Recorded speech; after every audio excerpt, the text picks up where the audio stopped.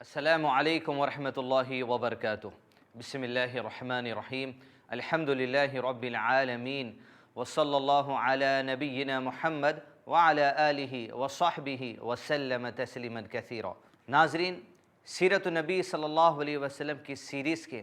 47ویں episode میں آپ تمام کا استقبال ہے۔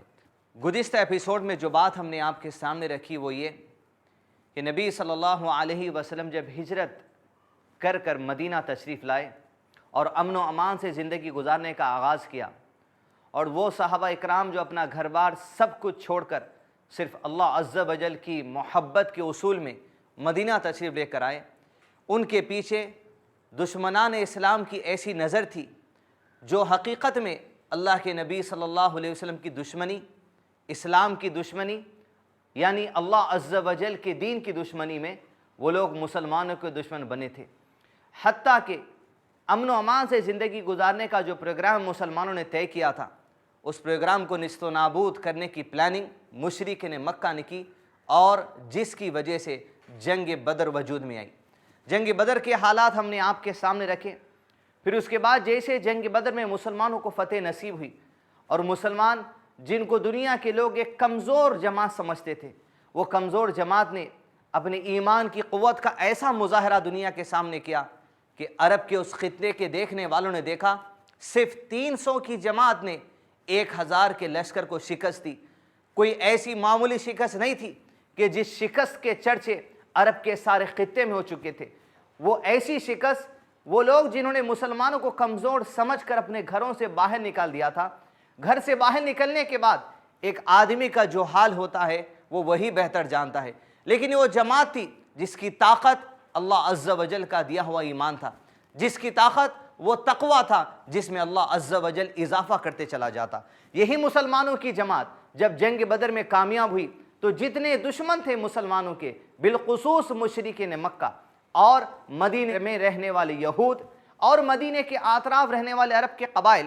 اور قریش کے حلیف جو الائز تھے، جو مسلمانوں کی اس بڑھتی طاقت کو دیکھنے سے جن کے اندر حسد بڑھتی چلی جاتی تھی، اور یہ بات انہیں بڑی تکلیف دیتی تھی کہ کیسے یہ جماعت جو ہمارے باپ دادا کے دین کو رونگ کر ایک نئے مذہب کو دنیا میں غالب کرنے کی تیاری میں لگی ہے۔ پھر وہی بات آگے بڑھتے ہوئے احد کے میدان تک مشرکین مکہ کو لے کر آئی، جہاں مشرکین مکہ کے پاس دو میں سے کوئی ایک چارہ تھا، یا تو مسلمانوں کو سرے سے نیست و نابود کر کے عرب کے خطے میں جو ان کی عزت ختم ہو چکی تھی، جو ان کی ویلیو ختم ہو چکی تھی، اس عزت کو دوبارہ جو سو وجود میں لا لے۔ دوسرا ان کا معاملہ یہ تھا کہ یا تو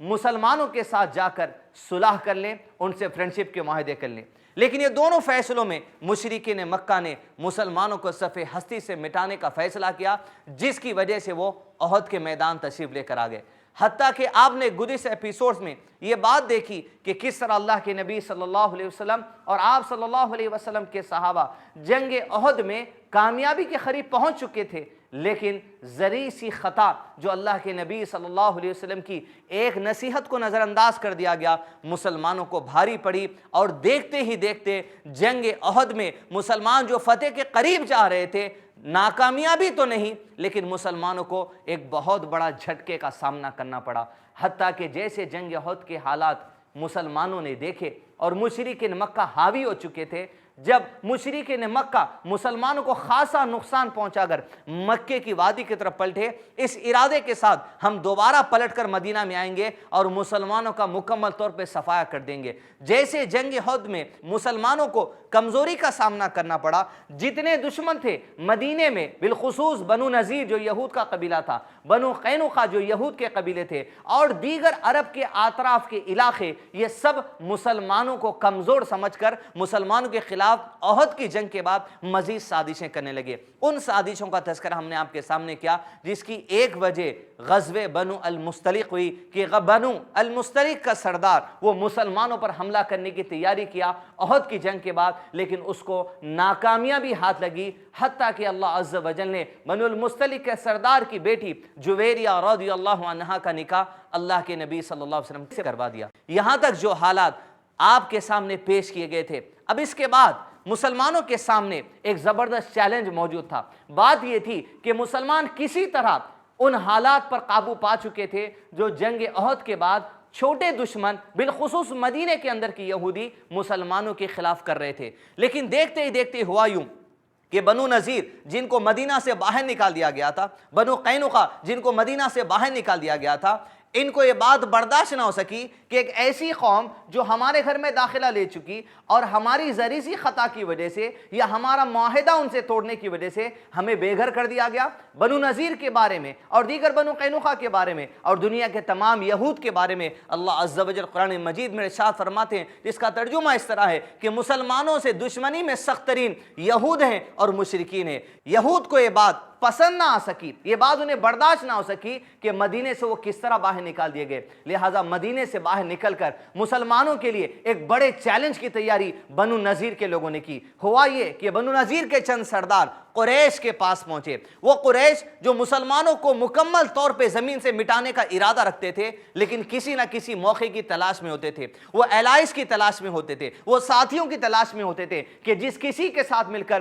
مسلمانوں کا صفایا مدینے کی زمین سے کر دیا جائے، تاکہ مکے سے تو ان کو نکال دیا گیا ہے، مدینے سے جب ان کو نکال دیا جائے تو عرب کے سارے خطے سے اسلام کا نام و نشان مٹا دیا جائے گا۔ یہی پلاننگ کے ساتھ بنو نذیر کے کچھ لوگ پہنچے قریش کے لوگوں کے پاس اور ان سے کہا، تمہارے جو دشمن ہیں ہمارے بھی وہی دشمن ہیں، لہذا تم اور ہم مل کر ایک بڑی فوج تیار کریں گے جس کا مسلمان کبھی تصور بھی نہ کر سکے۔ ایک ایسی فوج لے جا کر ٹڈی دل فوج لے جائیں گے اور مدینے میں داخلہ لے لیں گے اور مکمل طور پہ مسلمانوں کو، بالخصوص ان کے رسول کو اور ان کے ماننے والے لوگوں کو اور اسلام مذہب کے ماننے والے لوگوں کو، سب کو مدینے سے صفایا کر دیں گے، تاکہ عرب کے خطے سے یہ جو نیا دین پیش کیا گیا ہے اس دین کا صفایا ہو جائے۔ یہی پلاننگ بڑھتی گئی، دن بیتتے چلے گئے، حالانکہ قریش نہیں چاہتے تھے ابھی اس وقت جنگ کرنا، لیکن جب موقع آ چکا ہے، موقع کو غنیمت جان کر قریش نے بنو نذیر کی بات پر ہاں کر دیا، اور قریش کے جتنے الائز تھے، بالخصوص اس میں بنو غطفان کے لوگ، ان کے پاس قریش کا پیغام گیا اور یہ کہا گیا کہ تمہارا معاملہ نہ مسلمانوں سے کچھ سیاسی ہے نہ دینی معاملہ ہے، تمہیں مسلمانوں کے نہ دین سے دلچسپی ہے نہ ان کی سیاست سے دلچسپی ہے، لیکن ہمارا اگر تم ساتھ دو گے تو مدینے میں جب ہم غلبہ پالیں گے، مدینے میں جو کھجور کی کھیتی ہے وہ عرب کے سارے خطے میں مشہور تھی، ہم مدینے کی جتنی کھیتی ہوتی ہے اس کھیتی کا آدھا حصہ پورے ایک سال کا تمہارے حوالے کر دیں گے، صرف اس وجہ سے کہ اگر تم ہمیں ایک بڑی جنگ میں ساتھ دو مسلمانوں کا صفایا کرنے کے لیے۔ بنو غطفان کے پاس جب یہ بات پہنچی تو ان لوگوں نے اس بات کا اقرار کر لیا، تو لہذا قریش، بنو غطفان، بنو نذیر اور عرب کے چھوٹے چھوٹے قبیلے جو قریش کے جو سو الائز تھے، یہ تمام مسلمانوں کو زمین سے مٹانے کے لیے، دین اسلام کو عرب کے خطے سے ہٹانے کے لیے تیار ہو گئے، اور لگ بھگ 10,000 سے زائد ایک بڑی فوج تیار کر لی گئی، جس میں علماء اکرام نے اس جنگ کی تاریخ بیان کرتے ہوئے لکھا ہے کہ تقریباً 4,000 فوجی قریش کی طرف سے تھے اور 6,000 فوج جو جنگجو لوگ تھے جو بنو غطفان کی طرف سے آئے تھے اس جنگ میں شریک ہو گئے۔ ادھر اللہ کے نبی صلی اللہ علیہ وسلم جنگ احد کے بعد جو چھوٹی مصیبتیں مسلمان پر ٹوٹ پڑی تھی، مدینے کے اندر کے دشمن، مدینے کے باہر کے دشمن، عرب کے دیگر اور دشمن، ان کا سامنا کر کر امن و امان کی زندگی کی پلاننگ کر ہی رہے تھے کہ اللہ کے نبی صلی اللہ علیہ وسلم کو مکے سے آپ کے چاچا عباس بن عبد المطلب رضی اللہ عنہ نے پیغام بھیج دیا، اطلاع دے دی کہ ایک بہت بڑا لشکر لے کر مشرکین مکہ، جنہیں بنو غطفان اور بنو نذیر اور دیگر عرب کے قبیلے شامل ہے، مدینے کی طرف کوچ کرنے کا پلان کر رہے ہیں۔ اللہ کے نبی صلی اللہ علیہ وسلم کو جب اس بات کی اطلاع دے دی گئی، آپ صلی اللہ علیہ وسلم کی انٹیلیجنس ٹیم جو مدینے سے مکہ کے راستے پر اور مدینے سے ملک شام کے راستے پر تعینات رہتی تھی، اس انٹیلیجنس ٹیم کو تعینات کر دیا گیا۔ پل پل کی خبر اللہ کے نبی صلی اللہ علیہ وسلم کے پاس پہنچ رہی تھی۔ ادھر آپ صلی اللہ علیہ وسلم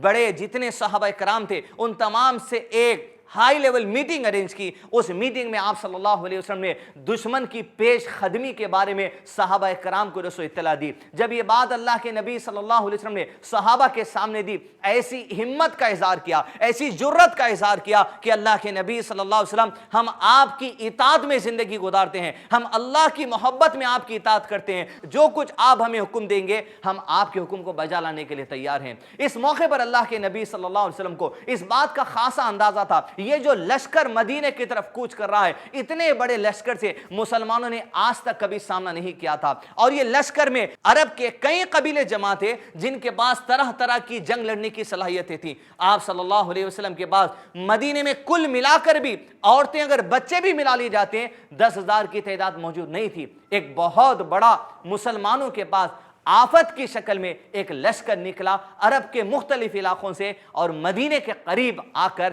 پڑاؤ ڈال چکا۔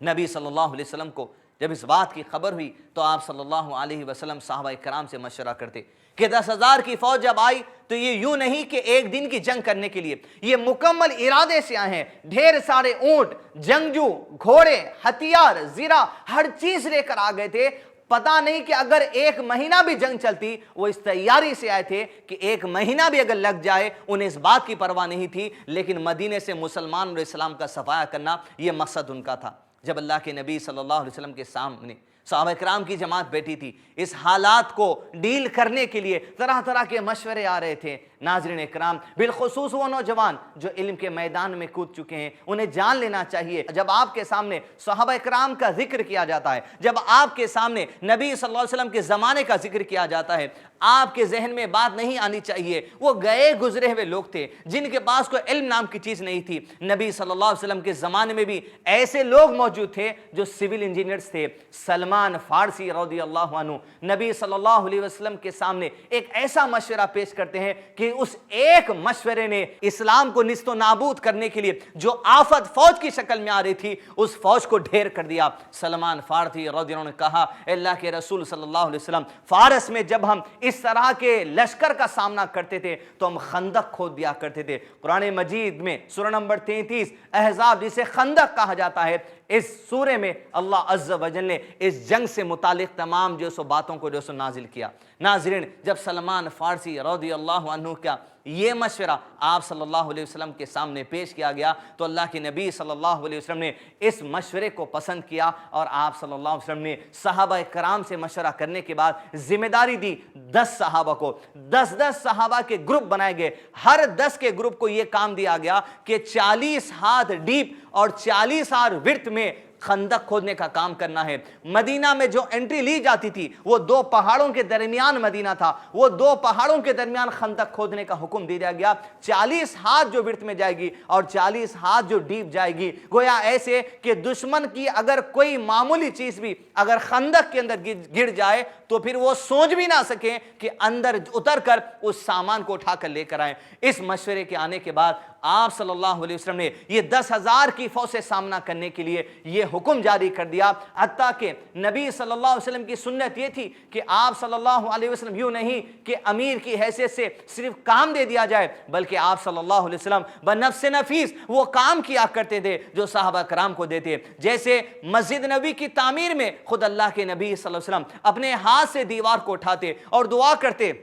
اللہم لا عیش الا عیش الآخرہ فاغفر للانصار والمہاجر، اے اللہ زندگی تو بس آخرت کی زندگی ہے، انصار اور مہاجر کو مغفرت فرما دے۔ یوں اللہ کے نبی صلی اللہ علیہ وسلم اس موقع پر بھی وہی عمدہ امیر ہونے کا ثبوت دیتے، وہی اسوہ حسنہ ہونے کا ثبوت دیتے، اور جب صحابہ کرام خندق کھودنے کا کام کرتے تو اللہ کے نبی صلی اللہ علیہ وسلم خود خندق ان کے ساتھ کھودتے۔ آپ صلی اللہ علیہ وسلم خندق کھودتے، مٹی کو اٹھا کر باہر ڈالتے اور صحابہ کرام کی روز ہمت افزائی کرتے، حتیٰ کہ بسا اوقات یہ خندق کھودنے کا کام اتنی ایمرجنسی میں کیا گیا کہ کم وقت میں بڑا کام کرنا تھا، صحابہ کرام اپنے گھر بار سے دور آ کر یہ خندق کھودنے کا کام کرتے۔ کھانے پینے کی اشیاء اگر نہ بھی ملتی انہیں بس یہ دھن ہوتی کہ اللہ کے نبی صلی اللہ علیہ وسلم نے جو پروجیکٹ ہمیں سونپا ہے اس پروجیکٹ کو ہم تکمیل کر لے۔ بسا اوقات ایک صحابی کے پاس سے جب نبی صلی اللہ علیہ وسلم جب وہ خندق کھودنے کا کام کرتے گزرے تو اس صحابی نے اللہ کے نبی صلی اللہ علیہ وسلم سے اپنی تکلیف کا اظہار کرتے ہوئے کہا،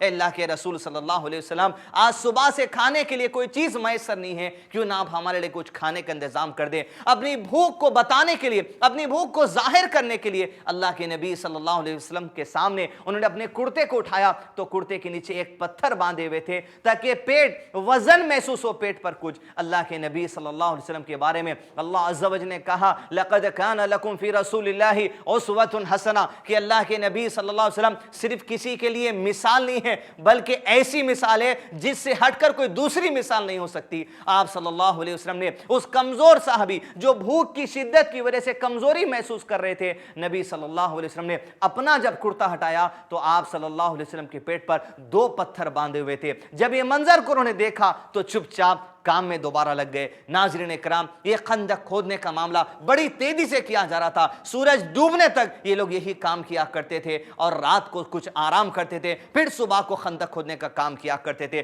حتیٰ کہ کچھ ہی دن میں خندق کھودنے کی تیاری مکمل کر لی گئی۔ دشمن مدینے کے قریب آ چکا، خندق کے دوسری طرف دشمن موجود ہے، خندق کے اس طرف مدینہ ہے اور مدینے کے اندر مسلمان ہیں۔ مدینے میں اس وقت یاد رکھیے یہود کے 3 بڑے گروپ تھے، بنو نذیر، بنو قینقاع اور بنو قریظہ۔ بنو نذیر اور بنو قینقاع کو عہد توڑنے کی وجہ سے، فرینڈشپ ایگریمنٹ توڑنے کی وجہ سے مدینہ سے باہر بھیج دیا گیا تھا، لیکن مدینے میں ابھی بھی مسلمانوں کا ایک دشمن بنو قریظہ موجود تھا۔ جنگ کا آغاز ہونے کو ہے۔ اس جنگ کو غزوہ احزاب کہا گیا، قرآن مجید میں اسی نام سے سورہ نمبر 33۔ نبی صلی اللہ علیہ وسلم جنگ کے آغاز کے لیے خندق کے قریب پہنچے تو صحابہ اکرام کی ٹکڑیاں بانٹ دی۔ ایک چھوٹا سا راستہ تھا جو خندق پار کر کر آدمی مدینہ میں آتا تھا، وہاں تیر اندازوں کو کھڑا دیا گیا۔ آپ صلی اللہ علیہ وسلم صحابہ اکرام کے اندر جوش ڈال کر، صحابہ اکرام کے اندر ایمان کو جو سو تازگی دے کر اس میدان جنگ میں شریک ہوئے۔ نبی صلی اللہ علیہ وسلم کے صحابہ اکرام دشمن کے آمد کے لیے تیار ہے۔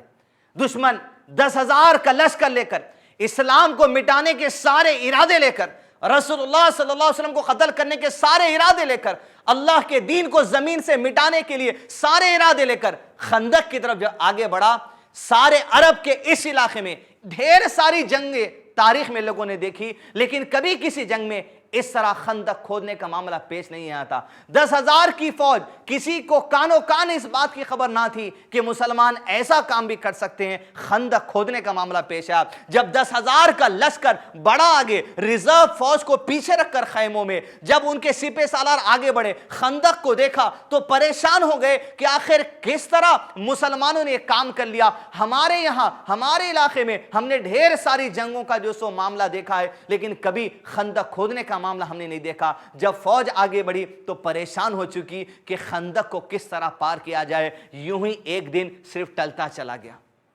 مسلمانوں کی فوج کہ اس صلاحیت کو دیکھ کر مشرکین مکہ، بنو غطفان، بنو نذیر، بڑے بڑے سپہ سالار ڈھیر ہو گئے۔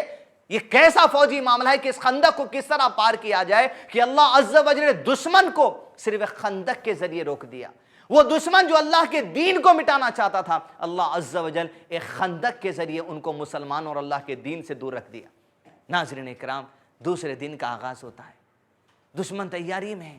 دشمن پریشان ہے کہ کس طرح جو سو اس معاملے کو جو سو ڈیل کیا جائے، حتیٰ کہ جو چھوٹے سے علاقے تھے خندق پار کرنے کے، نوکیلے پہاڑی والے راستوں سے، وہاں پر تیر اندازوں کو کھڑا دیا گیا۔ جب بھی کوئی دشمن کا آدمی یا کوئی دشمن کے طرف سے آئے ہوئے کچھ لوگ خندق کو پار کرنے کی کوشش کرتے، مسلمانوں کی طرف سے تیروں کو برسایا جاتا۔ سعد بن معاذ رضی اللہ عنہ کے بارے میں آتا ہے، اس موقع پر جب دشمن کی طرف سے کچھ تیر چلے، انہیں آ کر اپنے جسم کی رگ پر ایسی تیر لگی کہ رگ سے اتنا خون بہنے لگا۔ جب اس زمانے میں اس رگ کٹ جاتی کسی فوجی کی تو سمجھ جاتے کہ اب جسم سے اتنا خون بہنے والا ہے، یہ آدمی بچنے والا نہیں۔ سعد بن معاذ رضی اللہ عنہ کو جب تیروں کی باری دشمن کی طرف چلی اور تیر آ کر آپ کے رگ پر لگی، خون اتنا بہتا چلا گیا، اللہ کے نبی صلی اللہ علیہ وسلم نے کہا کہ سعد بن معاذ کے لیے مسجد نبوی میں خیمہ لگا دیا جائے، تاکہ میں جب بھی اپنے گھر سے نکل کر مسجد میں آؤں، میں سعد بن معاذ کی خیر خواہی کر لیا کروں، اس کی مزاج پرسی کر لیا کروں، کیونکہ صحابہ کرام جانتے تھے کہ سعد بن معاذ اب چند ہی دن کے مہمان ہیں۔ لیکن سعد بن معاذ رضی اللہ عنہ نے اس موقع پر اللہ عز و جل سے ایک دعا کی تھی کہ اے میرے پروردگار، اگر اب قریش کے لوگوں سے مزید جنگ باقی ہیں تو میرے پروردگار مجھے اس وقت تک موت نہیں دینا جب تک کہ مدینے میں بنو قریظہ کا فیصلہ نہ ہو جائے۔ صحابہ کرام کہتے ہیں ایسا ہی ہوا، جب تک کہ احزاب کی جنگ کے بعد بنو قریظہ سے معاملہ فیصل نہیں کر لیا گیا، तब तक साद बिन माद और रदियल्लाहु बाहयात थे, उसके बाद ही उनका इंतकाल हुआ। दिन बीत रहे थे, वक्त बीतता चला जा रहा था। गालिबन तीसरा 14 दिन आया, नबी सल्लल्लाहु अलैहि वसल्लम को पता चला कि कुरैश के लोग इस खंदक से परेशान हैं, लेकिन मुसलमानों में, मदीने में जो मुसलमानों का सबसे बड़ा दुश्मन यहूद बनु कुरैज़ा है, जो मुसलमानों से फ्रेंडशिप एग्रीमेंट में है, जिसके बारे में हमने आपको गुज़िश्ता एपिसोड में बताया था, कुरैश के कुछ लोग, बनु नज़ीर के कुछ लोग पहाड़ी वाले इलाकों से निकलकर बनु कुरैज़ा के सरदार के पास पहुंचे और उनसे ये कहा कि तुम्हारा जो दुश्मन है वही हमारा दुश्मन है। यहूद तो आपस में भाई भाई जैसे हैं, देखो हम इतना बड़ा लश्कर लेकर आए हैं कि अगर तुम थोड़ा सा हमारा साथ दो और मदीने में मुसलमानों की औरतें और बच्चे जिस किले में बंद कर दिए गए हैं उस किले पर तुम कब्जा कर लो, या मुसलमानों को मदीने में अंदर होते हुए उन पर हमला कर दो, तो मुसलमानों का जो सो रुख तुम्हारी तरफ होगा और खंदक से वो गाफिल होंगे। जैसे वो खंदक से गाफिल होंगे, हम खंदक बंद करके सीधा मदीने में 10,000 की फौज लेकर आ जाएंगे, उधर से 10,000 आएंगे, इधर से तुम हजारों हो जाएंगे, लिहाजा मुसलमान दोनों तरफ से पीछे चले जाएंगे। अल्लाह अज़्ज़ व जल ने कुरान मजीद सूरह अहज़ाब में इस बात का तज़किरा इरशाद फरमा कि वज़ुलज़िलू ज़िलज़ालन शदीदा, यही वो मौका था जब दुश्मन पीछे से चढ़ाया, जब दुश्मन सामने से चढ़ाया, कि यही वो मौका था जब मुसलमानों की जमात जबरदस्त तरीके से आजमाइश में हिला दी गई, वो परेशान हो गए। गोया अल्लाह अज़्ज़ व जल कहते हैं कि उनके कलेजे ऐसे धड़कने लगे, गोया कलेजे मुंह को आने लगे, आंखें खुल गई कि ये क्या मामला हो चुका। अल्लाह के नबी सल्लल्लाहु अलैहि वसल्लम परेशान हुए इस मामले को देखकर, लेकिन आप सल्लल्लाहु अलैहि वसल्लम की परेशानी में मायूसी नहीं थी। अल्लाह के नबी सल्लल्लाहु अलैहि वसल्लम जब किसी परेशानी को देखते, आजमाइश को देखते, तो आप सल्लल्लाहु अलैहि वसल्लम और सहाबाए कराम का ईमान बढ़ जाता, अल्लाह की मदद करीब आन है ये उम्मीद उनको बढ़ जाती। हत्ता कि आप सल्लल्लाहु अलैहि वसल्लम जमीन पर लेट गए, अपने चेहरे पर कपड़ा डाला, कुछ ही देर के बाद नबी सल्लल्लाहु अलैहि वसल्लम कपड़े को हटाए, गोया ऐसा कि अल्लाह की तरफ से कुछ खुशखबरी आ चुकी है। नाज़रीन किराम, इस बात को याद रखें, जब खंदक खोदने का काम किया जा रहा था, ये वो दिन थे जो अरब के उस इलाके में जाड़े के दिन थे। यानी अरब में जब गर्मी भी होती है तो शदीद होती है, और जब सर्दी भी होती है तो शदीद होती है। वो ज़माना जाड़े का था और हवाएं ठंडी चलती चली जाती। ऐसे सख्त मौसम में मुसलमान मुझ तक और आप तक दीन इस्लाम पहुंचाने के लिए अपनी जानों का नजराना लेकर, अपने घर वालों को छोड़कर एक बड़ी फौज से सामना करने के लिए, अल्लाह के दीन के गलबे के लिए उस खंदक के पास खड़े हैं। नबी सल्लल्लाहु अलैहि वसल्लम को पता चला कि बनु कुरैज़ा ने हमारा फ्रेंडशिप मुआहदा तोड़ दिया। जब फ्रेंडशिप मुआहदा तोड़ा गया तो अब उसूल वही बनता है जो बनु नज़ीर और बनु कैनुका के लिए बना था कि बनु कुरैज़ा को मदीने से बाहर निकाल दिया जाए, अगर वो लड़ना चाहते हो तो लड़ें। लेकिन अब मौका ये नहीं था कि बनु कुरैज़ा से जंग की जाए, मौका अब ये था कि किस तरह 10,000 के लश्कर को मदीने की जमीन से निकालकर बनु कुरैज़ा को फिर उसके बाद मदीने से निकाला जाए। नबी सल्लल्लाहु अलैहि वसल्लम बैठे थे, वही बनु गतफान जो 6,000 जंगजू लेकर मदीने की सरजमीन पर आए थे अल्लाह के नबी सल्लल्लाहु अलैहि वसल्लम मुसलमानों का खात्मा करने के लिए। अल्लाह अज़्ज़ व जल की जो चाहत है कोई नहीं समझ सकता, अल्लाह अज़्ज़ व जल के जो मंशे है वो कोई नहीं जानता। वही बनु गतफान के कबीले से एक आदमी नबी सल्लल्लाहु अलैहि वसल्लम के पास तशरीफ़ लाते हैं, कहते अल्लाह के नबी सल्लल्लाहु अलैहि वसल्लम, मैंने इस्लाम कबूल कर लिया है, लेकिन मेरी कौम को इस बात का इल्म नहीं। अल्लाह के नबी सल्लल्लाहु अलैहि वसल्लम, इस मौके पर आप मुझे कुछ ऐसा काम दे दीजिए जिसके ज़रिए मैं अल्लाह अज़्ज़ व जल की रज़ा और खुशनुदी हासिल कर लूँ। इस मौके पर अल्लाह के नबी सल्लल्लाहु अलैहि वसल्लम ने कहा, बनु कुरैज़ा जो मदीने में रहकर हम पर हमला करने की प्लानिंग कर रहे हैं, और 10,000 का लश्कर जिसमें बनु गतफान और कुरैश सारे लोग मुलविस हैं, इन दोनों के दरमियान दरार पैदा कर दो, इन दोनों को आपस में लड़ा दो, ताकि ये जब आपस में कमज़ोर पड़ जाएंगे तो अल्लाह अज़्ज़ व जल हमारे लिए कोई ना कोई सबील पैदा करेगा। बनु कुरैज़ा के पास पहुंचे, उनसे ये कहा, मैं बनु गतफान और कुरैश की तरफ से नुमाइंदगी करने के लिए तुम्हारे पास आया हूं। बनु गतफान और कुरैश चाहते हैं कि आज मदीने में मुसलमानों को निस्तो नाबूद कर दें, जिसमें तुम्हारी मदद की जरूरत पड़ेगी। लिहाजा बनु कुरैज़ा के सरदार से बात करते हुए कहा कि आप ये मत कहिए, आप उस वक्त तक हमला नहीं करना मुसलमानों पर जब तक कि कुरैश आपकी ये बात ना मान ले कि आप कुरैश से ये बुलवा भेजिए कि अपने कुछ जंगजू हमारे पास भेज दो, ताकि हमें यकीन हो जाए कि तुम मदीने से भागने वाले नहीं हो, ताकि हमें यकीन हो जाए कि तुम्हारी फौज हमारी फौज के साथ मिलकर मुसलमानों का सफाया करने के लिए तैयार है। और फिर यहां से निकलकर कुरैश के पास और बनु गतफान के पास गए और उनके पास जाकर यह बात की, देखो यहूद